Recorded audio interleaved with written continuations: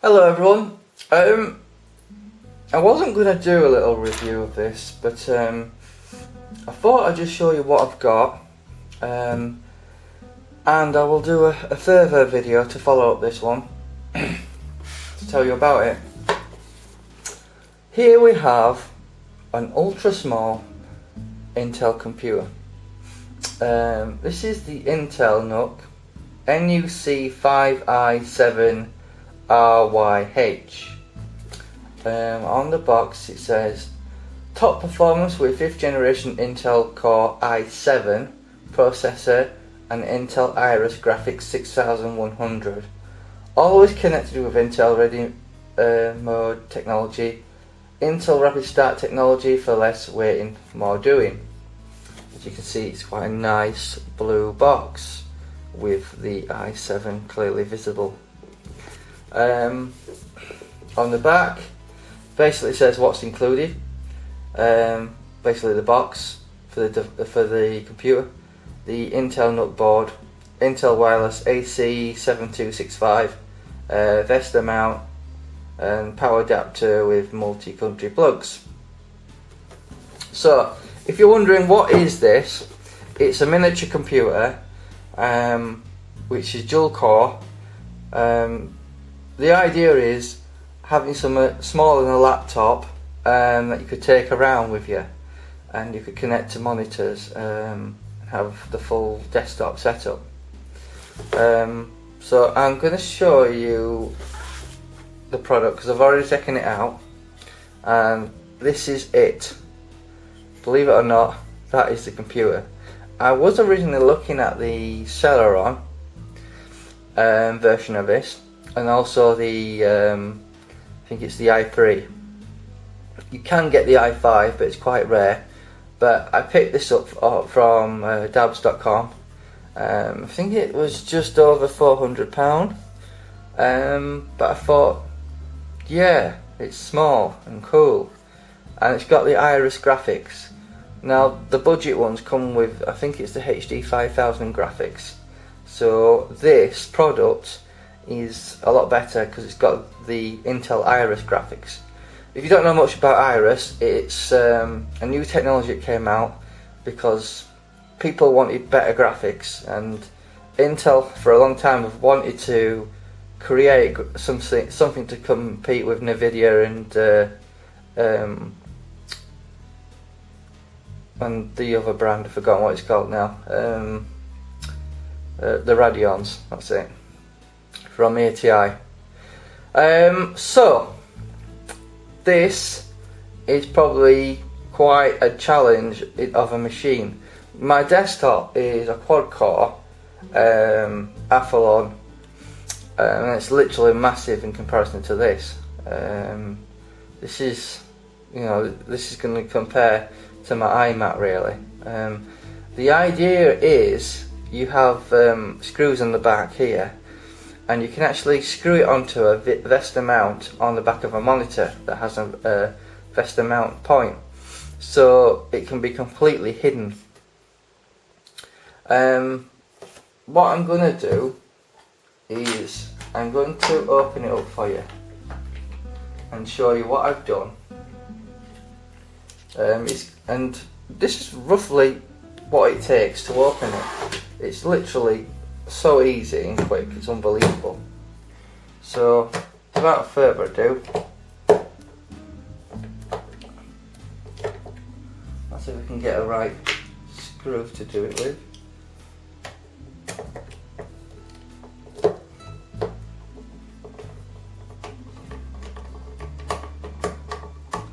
The screws are quite long.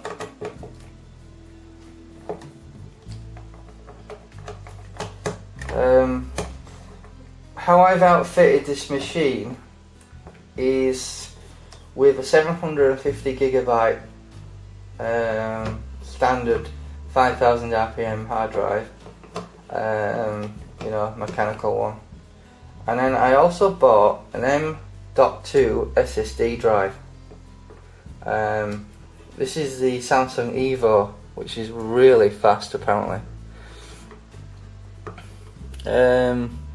If anyone's interested, it's the 850 Evo M.2, and basically it's a chip about an inch wide and 5 inches long, and I just wanted to show you the innards of this so you could see for yourself. Now I'll just show you close up there. Hopefully you can see it all. What I'm pointing to there is the SSD drive that I put in. Then you can put up to 16GB of RAM there, and then on this part here, I don't know if you can see there, I've slotted in a standard 2.5 inch drive. So hopefully when I boot this thing up, it will basically have quite a bit of storage. The actual SSD M.20 is a 120GB. Sorry, the 850 Evo M.2 drive is 120GB. Got that for £60. Didn't really want to have a massive hard drive SSD because they're really pricey. The idea is for the OS to run off that and hopefully make this thing really quick. The 750GB hard drive I'll use for hopefully it'll be a good video editing setup. And obviously you've got other things on this that you can do, but what I'll just do before I talk about that is I'll just screw it back on.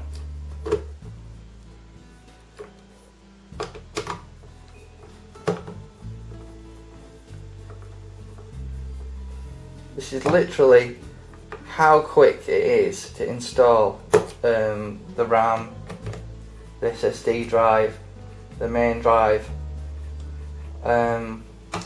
Literally, it's probably 10 minutes. If you've got one of these and you do it regularly, it probably takes you 5 minutes.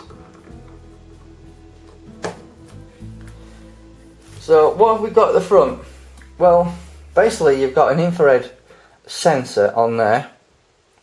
You've got a combo microphone and headphone speaker port.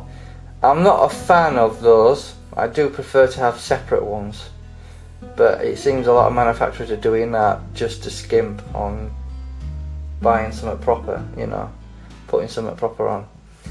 Then you've got a dedicated charging port, which is pretty good if you've got a phone, you know, that you want to charge it with and not have to turn the unit on.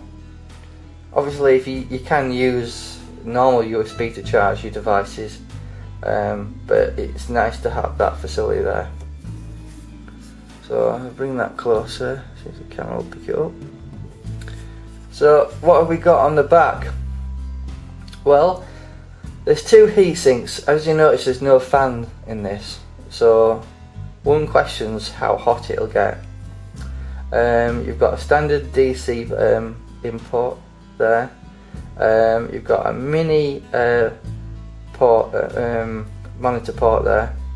You've got your standard Ethernet cable socket there for hooking it up to whatever you want to really. HDMI standard port, so obviously you're getting your audio and your sound, and two more USB.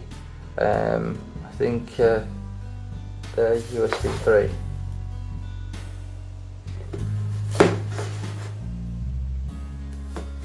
Box don't really say, but I believe they are. At the front, no, on the front, they're both USB 3 ports there. On the back, you have two more USB 3 ports. On the cheaper version of this, I believe that only two are USB 3 and the other two are USB 2. So that includes the i5, the i3 and the Celeron one, although it's not so easy to get hold of the i5. So those are your ports really, not much about it in terms of ports. And you do have some heat sinks there to try and dissipate some more holes inside there to try and alleviate the temperature and there. And you also got a Kensington lock, which is pretty standard these days. So that is the NUC i7. The only thing you don't get with this is an operating system. You also don't get any RAM, and you don't get a hard drive. So when buying this, you have to consider those things. You know, £400 is quite steep actually. However, if you went for the Celeron cheaper version, it was around I think £120, or the i3 at £200. And then your RAM and your hard drives. I already had hard drives, so it was quite easy to slot one in. And you can always hook up external hard drives as well. At the end of the day, it is USB 3, so you will be able to set up external hard drives no problem. And obviously HDMI. The only setback some people might have with this setup is there's no VGA input or output, as it were, or DVI. If that's a big issue, I'm sure there's some sort of adapter cable that you can get. But HDMI is fine for most monitors, and you can also output to another monitor as well, because it's got a monitor port. So that is the i7 NUC. Like I said, it'll probably cost you around £400. I think I got two sticks of 8GB of RAM for £80. So there's 16 gigabytes of RAM in this. We have the 700GB standard drive in there, and a 120GB SSD drive in there as well. And obviously that's i7 dual core. I think I read that it can go up to 3.1 gigahertz, and that's really fast, and it surpasses my big desktop anyway. But some people might argue that 2 processors isn't better than 4, but when it comes to software, my experience is the opposite. Fast dual core processor is better than a quad core. An example of this is I was using some Blu-ray playing software, which is very memory intensive and processing intensive, and I believe it was the opposite that I expected. A quad core AMD 1.4 gigahertz started slowing down, and it was missing frames, and yet something a bit older, an i3 dual core running at around 2 gigahertz speed, was able to play no issues. So maybe higher gigahertz is the way to go. Anyway, that's the NUC. One last thing that I haven't mentioned is the power adapter, which is quite handy. You can basically, it's really small actually, considering I didn't expect it to be so tiny, and it's quite a good one, I believe. You also get 2 other plugs with it. I believe one's for Europe and the other is probably for the US. So it is quite adaptable. I tell a lie, there's actually 4 plugs. There's another one here. I don't know what that one's for. So that's the NUC. If I had to give you a round up on price, I would probably say if my hard drive's worth £80, the RAM's £80, the machine was around £400, and then £60 for the SSD. So, well, you work it out. It's too late for me to do working out. It's at 12 o'clock at night. Anyway, yeah, that's the NUC. Let me know what you think. Hope this video hasn't been too boring. You can get this from Dabs. or probably eBay. The only thing you do need with this is an operating system, so you'll have to factor that into your costs.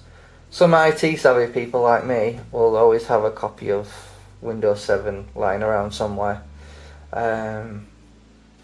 If you don't have it, you might have to buy it though. Anyway, that's the Nook. Thank you for watching, and take care. Bye.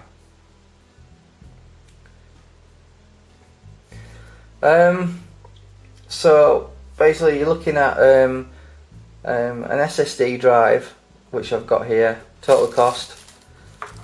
So total cost, SSD drive was £60. The RAM, 2 sticks of 8GB was £80, and obviously mechanical hard drive. So you're talking about £620 cost for this, and then you've got your operating system to take into account. So you will need to buy that, and that can set you back, you know, between £50 and £100. So that's the Nook. Hope the video wasn't too boring, and thank you for watching. Bye bye.